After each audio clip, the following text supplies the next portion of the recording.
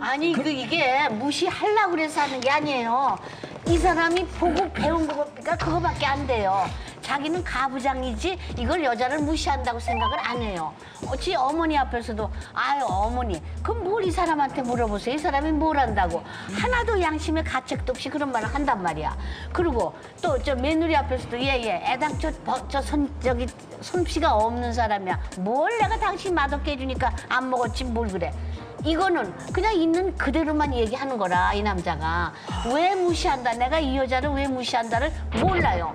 보고 배운 게 그거밖에 없는 거야. 근데 아까 며느리한테는 아유 야 너 된장찌개 먹자 이러면서 배려할 줄도 아는 남자인 거잖아요. 어쩌면 근데 왜 자기 며느리는 아내한테- 대학을 졸업했고 아내는 뭐 중학교를 졸업했거나 고등학교밖에 졸업을 못한 그런 학력에 대한 것도 네가 배웠으면 얼마나 배웠어가 마음속에 있는 베이스로 거지. 깔려 있고 그리고 결혼을 하면 아내는 내 밑에 사람이라는 생각을 하는 것 같아요. 그렇지. 그럼 가부장이 여기 탁 틀어박혀서 내가 너를 무시해라고 해서 무시하는 게 아니에요.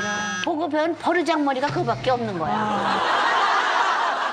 제 생각에는 이 사람이 내가 아내를 무시한다고 모르진 않을 것 같은데 자기가 받는 스트레스를 이 사람이 인격적으로 덜 떨어져가지고 아내가 그냥 만만하고 조용히 있고 이러니까 거기다가 내가 그냥 푸는 거라고 저는 그렇게 거기다가 생각해요. 침 뱉으면 아니 근데 여자들 의견이 다르다. 남자가 이렇게 그 아내를 무시한다 그러면은 또 하나 이런 걸 수 있어요. 이제 그 어떤 뭐 자존감의 문제일 수도 있어요. 굉장히 내가 낮기 때문에 누군가가 나에게 좋은 말해도 그게 왜곡돼서 들리거든요. 두 번째는 또 이제 어떤 그 우리나라의 어떤 전통적인 관습의 문제고 세 번째는 제가 볼 때는 또 어떤 여성 존중의 문화 그런 게 우리가 상당히 좀 취약했으니까 그런 세 가지에서 보고 배우고 심적인 문제가 결합이 돼서 그렇게 갔는데 저쪽에서 제대로 대응이 안 나오니까 아 요것 봐라 계속해도 되는구나. 그러면서 계속 이게 가는 거예요. 그러니까 그 전문가의 김대현 씨가 가끔 일반인인데. 집에서 아내를 무시할 때는 왜 무시하는 거예요? 안 무시해요. 아니 무시할 때 있잖아요. 자 큰일 그러면은 나려고 안 무시해요. 왕종근 선생님은 왜 아내를 무시해요? 아, 저희는 네. 저 이런 생각해요. 부부간에 어느 한쪽이 무시할 때는 사소한 계기가 있다고 생각해요. 저희는 어떤 계기가 있었나 하면 신혼 초에 같이 명동을 오랜만에 갔어요. 네. 그래서 나는 명동을 참 좋아하거든. 그래서 하니까 안 좋아하는 게 없어요. 신기하니까 이러고 다녔어요. 애기 같아 애기. 이러고 다녔더니 한 몇 브록 지나고 나서 마누라가 옆구리를 콱 찌르면서 좀 안 본 척하면 안 되나 이래. 아니 이런다고 안 본 척 하라는 거야. 그래서 어디가 안 본 척을 해? 그랬더니 자기는 이런데 시골에서 올라온 것 같잖아. 그러니까 그래가지고 시골에서 올라온 것 같잖아. 지금 이 얘기가 우습게 돼버렸는데 실제 되게 크게 싸웠어요. 나는 뭐라 했나? 아니, 내가 보고 싶으면 내 마음대로 보는 게 이게 왜? 그 이 사람은 이제 서울 사니까 좀 세련되게 살자. 그래서 싸워가지고 결국 각각 버스 집에 갔어요. 근데 그게 어떤 계기가 되든 그다음부터 둘이 말싸움이 나면은 저는 찌질하고 촌티를 못 버린 그런 쪽 남자가 돼버렸어요. 그 사건이고. 이 사람은 세련되고 고급스러운 사람이 돼버린 거야. 부부 사이에도.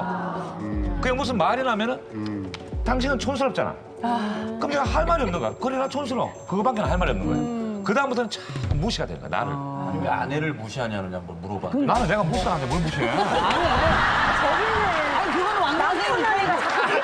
김기숙 씨도 본인이 무시를 당했다잖아요. 잘 생각해보세요. 본인이 뭘 했는지. 아, 저는 그런 기억 전혀 없어요. 무시하고. 예, 없어요. 사실은 없어요. 이 사람은 자기가 알게 모르게 저를 무시하는 행동을 했어요. 근데 저는 무시를 받질 않아요. 반사 이런 거 있잖아요. 받는 사람이 네, 테크닉이 저는 뛰어나구나. 받지를 않는 거예요. 이 사람은 제가 처음에 저는 아침에 일어나면은 이렇게 오븐에다가 모닝커피와 신문을 해서 여보 드세요, 보세요 이렇게 그랬는데 제가 그렇게 하면은 보고 자기도 제가 늦잠 자거나 그러면 해줄 줄 알고 뭔가 그렇게 했어요. 그리고 이제 식사 때가 되면은 밥 먹고 나면은 밥 먹을 때 제가 이렇게 그 시녀처럼 보고 있다가 그때가 그립다, 진짜. 요즘은 너무. 이렇게 해드리면 저도 오늘 배고프잖아요. 밥 다 차리면은 그래서 이제 항상 보면은 식사 후에 따뜻한 우유를 한 잔 바로 딱 마시는 거를 좋아해요, 남편은. 그래서 제가 밥을 먹다가도 이 사람이 숟가락을 딱 넣으면 헐떡 일어나서 일어나서. 렌즈에서 데펴서 줬는데 아, 내가 이렇게 평생 이렇게 살다 보면은 내가 결국은 너무 슬프고 내가 시녀인 것 같고 그래. 그러다 보면 남편을 미워하게 될 것 같다. 그래서 어느 날은 여보 우유 이런 데 소파에서 제가 모른 척하고 계속 밥을 먹었어요. 잘했죠. 예. 그래서 또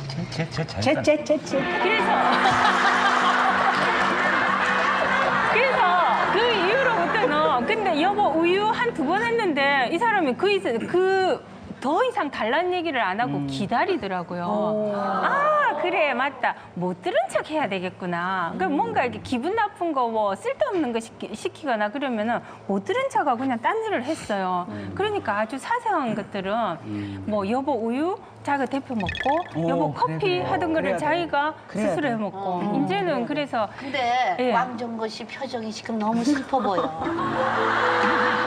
우유 그렇게 좋아하시면 그냥 집에다가 젖소 하나 키우세요.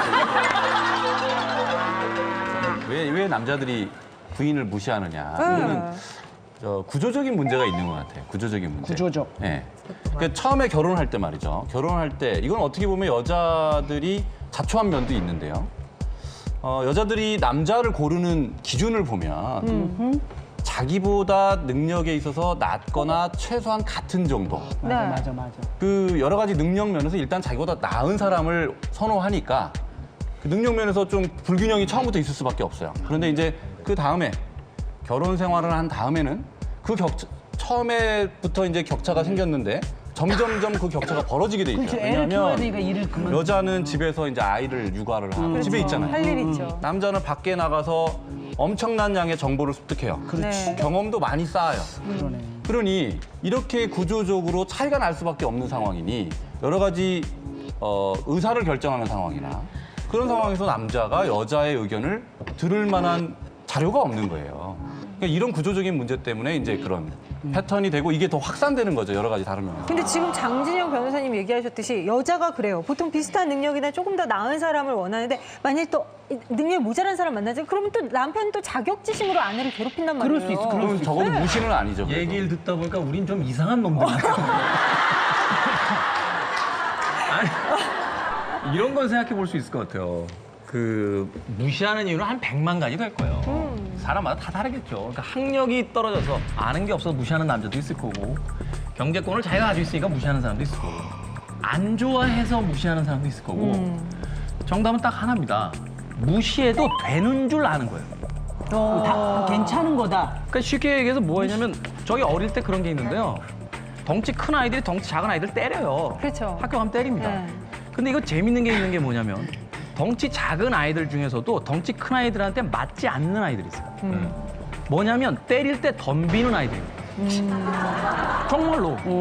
왜냐면 싸움이라는 게 완전히 일방적으로 갈 수 없기 때문에요.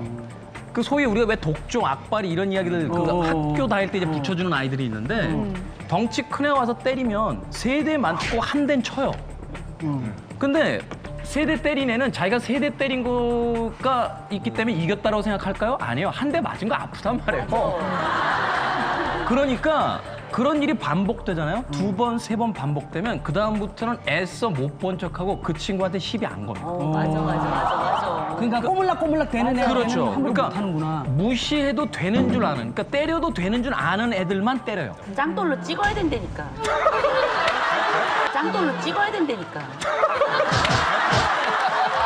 아니 너무 어렸을 때 아니 너무 맞는 말이야. 너무 맞는 얘기. 이 명석한 분석의 짱돌이 뭐야? 이거 너무 무식해. 너무 맞는 방에 얘기라니까요. 보낸다, 한 김태훈 씨 진짜 명언이에요. 진짜 명언. 자, 양재희 원장님한테 좀 여쭤볼게요. 진짜 이렇게 남편이 무시한다라는 그런 마음 때문에 힘들어해서 이렇게 좀 오는 환자분들이 계신가요? 어떤가요? 뭐 남편이 나를 무시해요라고 그러는 거를 주어서로 오는 분들은 없는데 와서 상담을 하고 얘기를 하다 보면은 가정사에서 일어나는 여러 가지 갈등 중에 남편이 본인을 무시하는 것에 원인이 있는 경우가 상당히 많죠.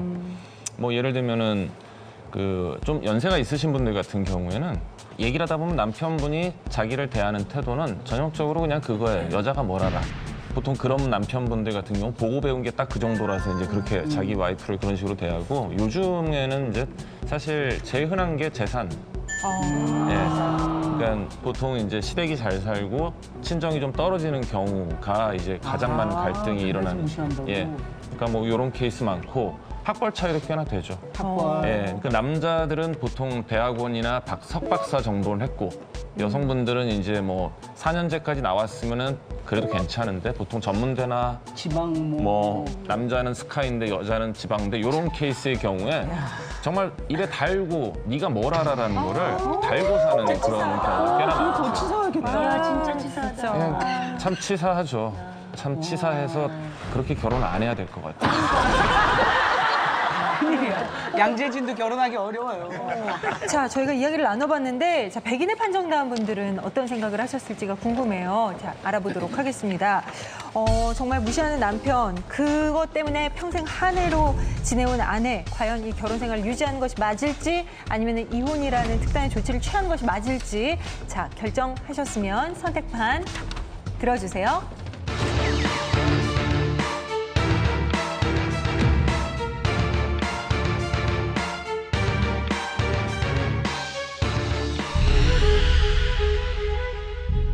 어느 날 갑자기 팬티가 내가 사준 게 아니더라고요. 이게 뭐냐고 그랬더니 쓰잘데기 없이 의심하지 말고 너나 잘해. 누구 친정에서 그렇게 가르쳤더니 말도 안 돼. 어떻게 이럴 수 있냐 사람이. 그랬더니 멱다리를 잡고 도망도 못 가게 잡고. 예? 자, 결정하셨으면 선택판 들어주세요. 이게요. 과연 몇 대 몇일지 알아보도록 하겠습니다. 조금 이제 여기가 굉장히 치우쳐 있는데요. 자, 알아보도록 하겠습니다. 신세계 판정단 백인의 선택. 이분 물결. 저렇게. 야.